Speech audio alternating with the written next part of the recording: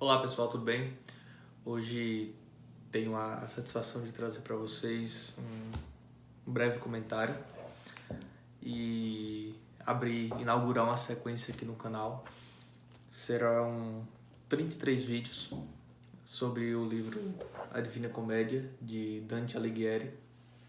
De cada vídeo eu irei comentar um canto e trazer alguns insights referentes ao mesmo. E por que trazer a Divina Comédia? Todo o nosso imaginário transcendente, ele vem de uma carga pregressa muito anterior a nós. Essa carga pode ser vulgarmente chamada da composição da cultura ocidental. Então, certas ideias de céu, purgatório, inferno, tudo aquilo que compõe a nossa jornada, a nossa transcendência do homem ocidental, perpassa em graus maiores ou menores por conceitos que na Divina Comédia estão descritos de uma forma extremamente brilhante. Cabe dizer que Dante trouxe essa composição, há cerca de 700 anos atrás, especificamente em 1300, Quando ele começou a escrever a Divina Comédia, ele acreditava estar escrevendo sobre uma constelação muito próxima ou idêntica à posição das estrelas no dia da criação. Então, há um porquê disso, Há um porquê. Porque a partir daí ele acreditava que o homem poderia encontrar a sua redenção percorrendo os 3 estágios que o aguardavam após o fim da vida. E como é que começa a Divina Comédia? No canto 1, perdoem o meu italiano, ele diz assim: Nel mezzo cammino di nostra vita mi ritrovai per una selva oscura, c'è la verità via e si smarrita. Ou seja, no meio caminho de nossa vida. Essa frase, ela já traz consigo uma profundidade absurda, porque a Sagrada Escritura, não me recordo, a passagem ela vai afirmar que os anos da vida do homem são 70. Então, Dante, ao escrever isso, ele tinha 35 anos. Então, ele estava vivenciando a metade dos seus dias, segundo a Sagrada Escritura, e vivenciando um drama moderno que nós hoje na nossa época, vamos dizer, a crise dos 30, já caminhando para os 40, Então, ele vivencia esse problema. E ele se vê numa selva escura, perdida.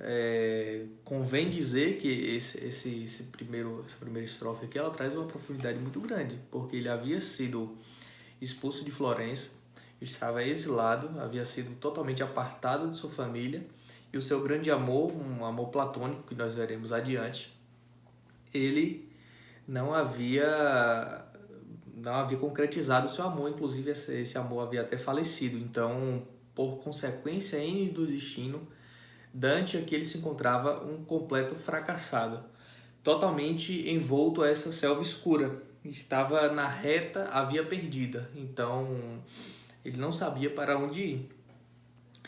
E ele continua dizendo que narrar o seu estado é algo muito difícil, é algo muito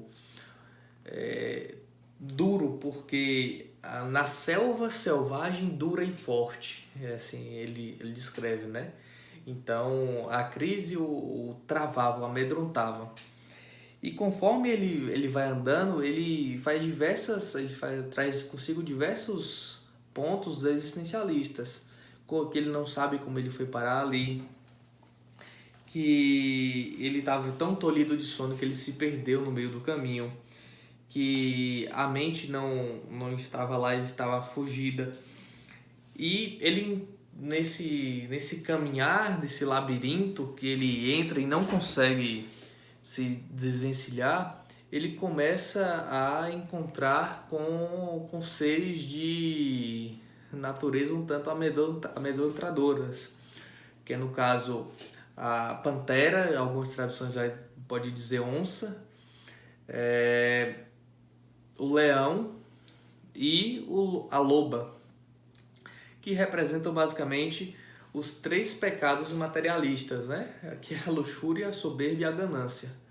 É algo muito comum, muito corriqueiro nos nossos dias, e que o homem ele tem essa tendência em se esvencilhar por esses 3 pecados, esses 3 erros, esses 3 vícios, né? Dependendo da sua cosmovisão. E quando ele se vê confrontado, atemorizado, paralisado por essas 3 feras que o cercam, né? Essas 3 feras que ao homem fazem-no viver como um animal em todas as esferas, que trazem a animalidade ao homem, fazem perder a razão. Ele encontra o feixe de razão. E o feixe de razão na Divina Comédia, nós temos um nome e é descrito sobre um personagem. Esse personagem se chama Virgílio, o grande orador romano. E a entrada de Virgílio no canto dantesco, ele é muito clássica. Primeiro, porque Dante pensa que é um fantasma, né? Ele grita e fala: tende piedade de mim, quem quer que sejas, sombra ou homem certo. E Virgílio, poeticamente, agindo de forma poética dentro da poesia, ele fala: homem já não, homem eu fui, e foi de pais lombardos, mantuanos ambos minha geração. Nasci sob Júlio, imperador romano César, ainda que em tempos tardos, e vivi em Roma sob o bom Augusto, e os dolosos de então deuses bastardos. Aqui é o reconhecimento posterior de Júlio ao paganismo romano. Poeta fui, cantei aquele justo, filho de Anquice de Troia volver, quando o soberbo Ilion foi combusto. Mas tu, por que ainda tornas a tremer? Por que não galgas o precioso monte, princípio e causa de todo prazer? Então, Virgílio, no feixe da razão, acalma Dante, demonstra a sua natureza, o seu feixe de razão, que ele é a razão, e convida o próprio Dante a trilhar o caminho. O caminho é de mostrar o extramundo, né? Aquilo que foge à compreensão do tangível, intangível, imensurável. E nesse caminho, Virgílio leva Dante a atravessar um portal para conhecer os outros mundos. E o próprio Dante, nesse interlúdio, pede a Virgílio que o conduzas nessa viagem à porta que São Pedro trava, a porta que São Pedro guarda, e aqueles que são descritos. Então Dante vê o seu mentor na oratória, na poesia, atravessar a porta, ou seja, a razão precedendo ao homem, e então ele o segue. Então este é a nossa descrição do primeiro canto de Dante. É uma história que se inicia de forma muito existencialista, trazendo o drama do homem de outrora, que se assemelha com os dramas do homem de então. E tal qual Virgílio acompanhou Dante nessa jornada, peço que vocês também acompanhem aqui, se inscrevam no canal, ativem o sininho e vamos juntos explorar esse mundo que transcende a nossa realidade, a nossa própria existência. Abraços, fique com Deus, hasta la vista.